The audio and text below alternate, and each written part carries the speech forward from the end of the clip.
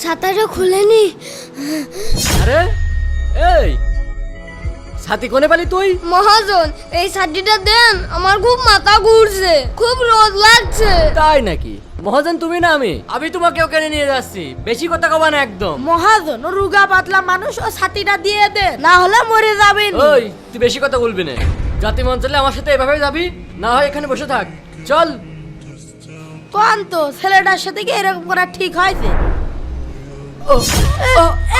এই মহাজন, মহাজন কি হলো মহাজন? আরে মহাজন কি হলো আপনার? আশেপাশে তো ডাক্তার পাবো না, কি করি এখন? ওই দিকটাই যাই।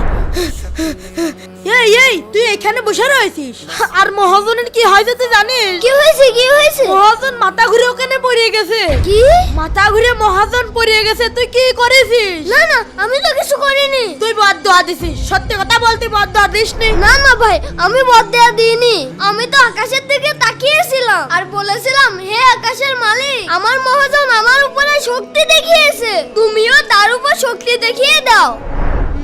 বন্ধুরা, আল্লাহ চাইলে সবই করতে পারে। ভিডিওটি ভালো লাগলে লাইক করে দাও।